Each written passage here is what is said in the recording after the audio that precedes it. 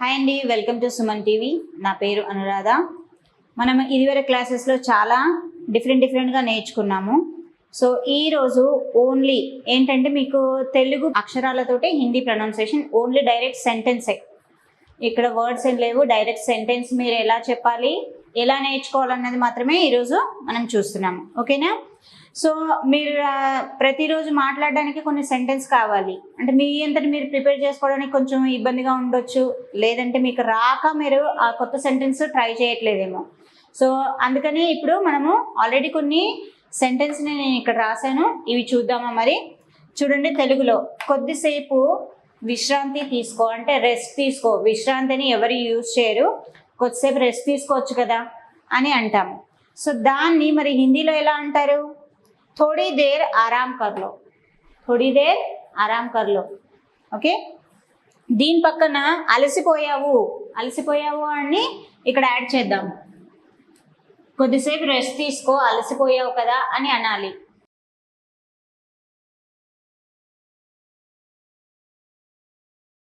అలసిపోయావు.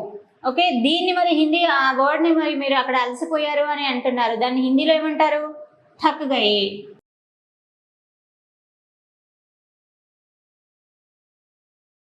थक गए हो. ఓకే, थोड़ी देर आराम कर लो, थक गए हो.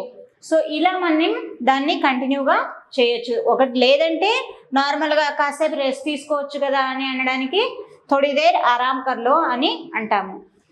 అలసిపోయావు కదా, మనం అది కూడా యాడ్ చేయాలి. అలసిపోవడానికి ఏమంటారు, అది కూడా యాడ్ చేయాలి కదా. సో అలసిపోయావు అంటే థక్ గయే హో. సో ఇలా మనం దాన్ని కంటిన్యూ చేయొచ్చు. నెక్స్ట్, ఎవరైనా మనము ఏదన్నా కొత్తగా వంట చేసినప్పుడు ఎలా ఉంది అని అడుగుతాం. భోజనం ఎలా ఉంది, బాగుందా, కర్రీ ఏమండి బాగుందా అని అడుగుతాం కదా. సో దాన్ని ఏమంటారు హిందీలో చూద్దామా. భోజనం ఎలా ఉంది అంటే ఖానా కైసా హై, ఖానా కైసా హై అని అడుగుతాం హిందీలో. భోజనం ఎలా ఉందని మనం నార్మల్గా హిందీలో అడుగుతాము. మనం ఫస్ట్ ఆడవాళ్ళం ఏంటి, ఎలా ఉంది, ఉప్పు తక్కువైందా లేదంటే ఎక్కువైందా ఇలా అడుగుతూ ఉంటాం. బాగుందా లేదా అంటే మనకు తెలుసు బాగానే చేసామని, అయినా అడుగుతాము. సో అలా అడగడానికి హిందీలో ఏమంటాము, హిందీలో ఎలా అడగాలి? నార్మల్గా తెలుగులో అయితే భోజనం ఎలా ఉందని అంటాము. సో దాన్ని హిందీలో ఖానా కైసా హై. ఇక్కడ ఆల్రెడీ మనం నేర్చుకున్నాము, అచ్చా హై బాగుంది అంటే అచ్చా హై, బాగాలేదు అంటే అచ్చా నహీ.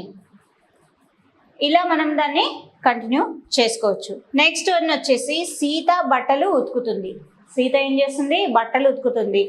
సో ఆ వర్డ్ని, ఆ సెంటెన్స్ని హిందీలో ఎలా అనాలో చూద్దామా మరి. సీత కపడే ధో రహీ హై.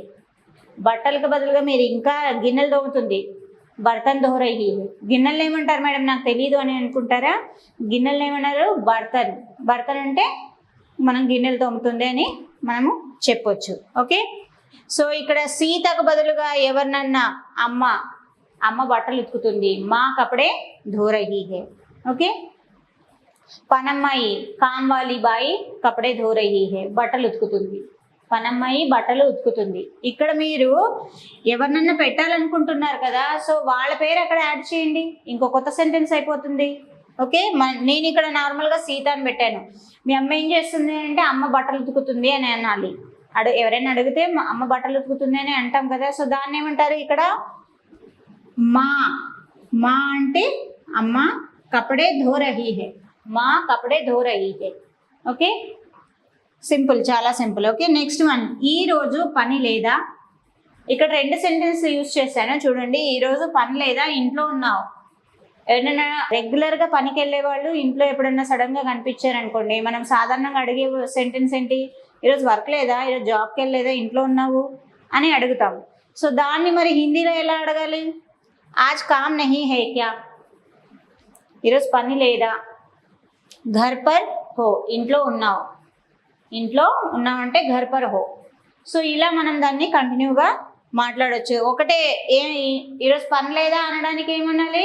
ఆజ్ కామ్ నహీ క్యా, ఈరోజు పని లేదా. ఇంట్లోనే ఉన్నావు, ఘర్ పర్ హో.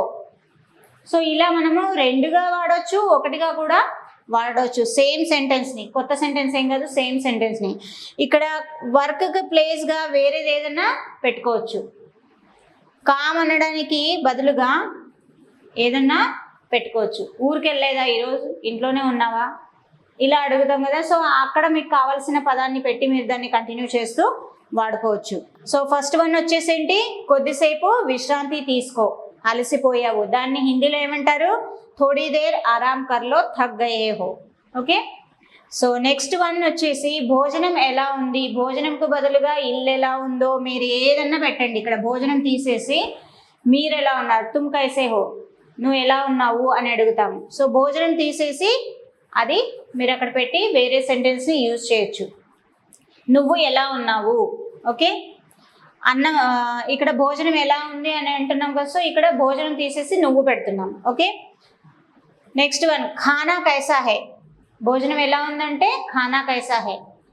అదే మేడం మరి నువ్వు ఎలా ఉన్నావు అనడానికి తుమ్ కైసే హో, నువ్వు ఎలా ఉన్నావు అనడాన్ని తుమ్ కైసే హో. ఓకే. సో నెక్స్ట్ వన్ వచ్చేసి సీత బట్టలు ఉతుకుతుంది. ఓకే. సీతకు బదులుగా ఇక్కడ మీరు ఎవరినైనా పెట్టుకోండి. సీత కపడే ధో రహీ హై, మా కపడే ధో రహీ హై, కామ్ వాలి కపడే ధో రహీ హై, మేరీ బహన్ కపడే ధో రహీ హై. ఎవరు కావాలంటే వాళ్ళని అక్కడ పెట్టుకొని అదే సెంటెన్స్ని మనం కంటిన్యూ చేసి వాడుకోవచ్చు. నెక్స్ట్ వన్ ఈరోజు పని లేదా, ఇంట్లో ఉన్నావు. ఆజ్ కామ్ నహీ హై క్యా, ఘర్ పర్ హో. ఇలా మనము సెంటెన్స్ని ఇక్కడ కామ్కు బదులుగా ఏదన్నా వేరే వర్డ్ పెట్టేసి మీరు దాన్ని కంటిన్యూ చేసి చెప్పేయచ్చు. మరి ఇలా ఇంకా కొన్ని కొత్త కొత్త పదాలు మీరు నేర్చుకోవాలనుకుంటున్నారు కదా. సో మీరు ట్రై చేయండి, ఇలాంటి పదాలు నేర్చుకొని మీరు వేరే వాళ్ళతో మాట్లాడండి. మాట్లాడితే మీకు ఆ భయం పోతుంది, మీరు ఆబ్వియస్గా నేర్చుకోవచ్చు. చాలా ఈజీ. Thank you.